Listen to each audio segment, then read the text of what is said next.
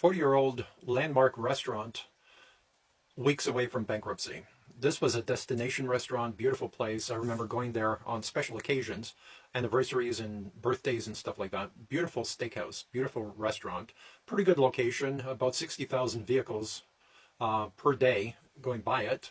And, it's a great place, but it has these gates, and of course the gates are open, but the gates are kind of restrictive, and it has its own parking lot, even though it's next to a mall and so on, a strip mall. And it's kind of, I'm wondering whether it's being too elusive or restrictive or elitist. I went back a second night, this time with a date, to see if my service was going to be any different. I didn't expect the food to change overnight, but I thought maybe the service would change because I was alone the first time, and with the date maybe things would change.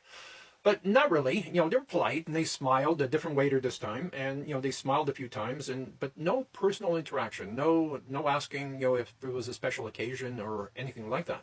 It was down to business, and let me serve you so I can get your tip and get you out of here. That's what I felt like. And of course, sitting in a different section, a better section this time. I guess because I was alone, I was, kind of off to the side. Wasn't given center a restaurant or a good table. But this time we got a better table. It could have been, it was earlier in the evening. Maybe it was because it was a Tuesday night. I don't know. Anyways, the food was about the same. The service was about the same. I did have a conversation with one of the owners.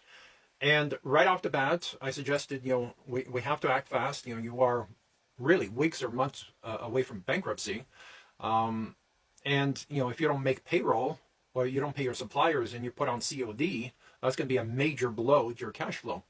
So, and I started talking about a strategy, and I said, we've got to use social media. We've got to use artificial intelligence. We've got to, reach out to the database. It was fortunate that they did keep a database of loyal clients.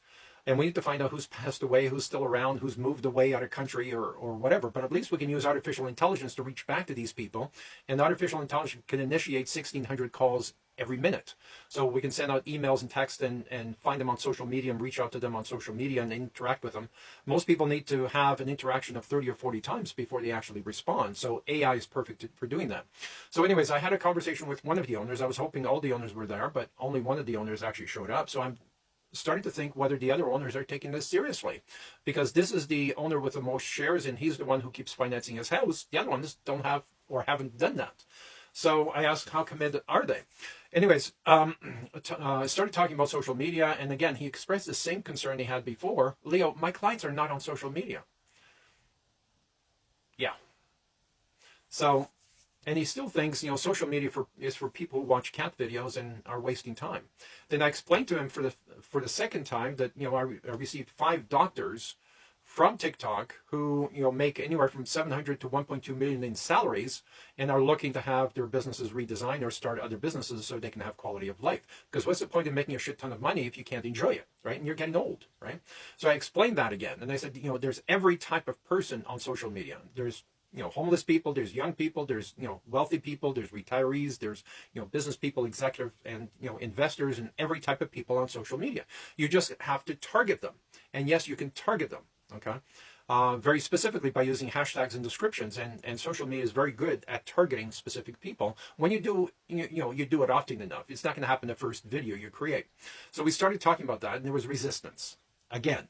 So every time when we work with a company like this, the resistance is always from the owners. It's never from the employees. It's never from clients. It's never from anyone else. It's never from suppliers, obviously, but it's always from the owners because now they have something to lose. The employees, they just want more tips and better wages and better income, and they want to work in a nicer environment.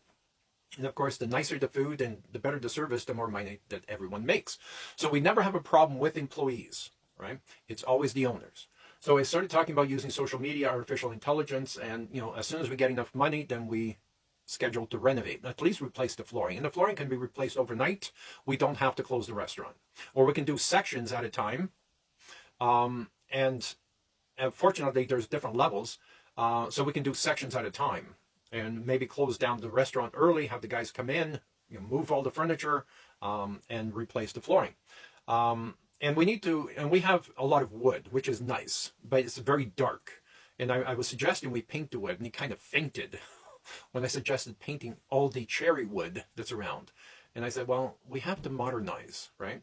We are after a younger, affluent clientele, and this is a very old, stale environment. So I said, we don't have to paint the wood. Maybe we can restain it a brighter color. But how can you stain dark wood like cherry a brighter color? You can't. There's only painting. But the stained glass was beautiful. The lighting, the chandeliers everywhere. I mean, beautiful restaurant with balconies, and it's a beautiful restaurant. But the spindles are dark and old and really thick and so on. So you can tell someone spent a fortune building this thing. But it's more than 40 years old, right? So there was hesitation about using social media. There was hesitation about paying more money for better steaks. Because he sees it as chicken or the egg. Let's get better clients, then we'll change the food. No. If you bring in new clientele and the stale food, they'll never come back. You have one chance to create a great first impression. So I said that's not going to happen. You can't sell me on that. The food has to change. If I'm going to pay over $150 for a meal, it better be damn good, right? And I used Ruth Chris as an example. And they're a very modern restaurant, and they charge, $250 for a nice meal. So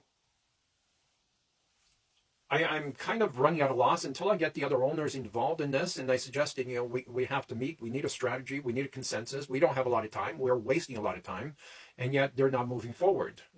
Are they okay with you refinancing your house for the 5th time, right?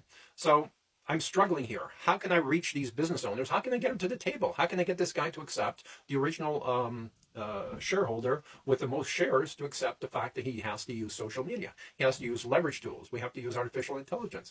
And time is of the essence. How do I reach these people? Because I'm having a hard time suggesting. And when I suggested, you are within weeks or months of bankruptcy, he kind of looked at me and said, what do you mean by that? Well, if for some reason you can't meet payroll, that's going to be a major problem. If for some reason you can't meet, pay your suppliers and they put you on COD, that's a fast downward spiral, right? So please, I'm asking for help. How can I reach these business owners, and how can I get them to act? How can I get them to understand that a business lives or dies by reviews and lives and dies by social media? Please post your questions, comments below. Type yes if you would like some help as well. We'll talk soon.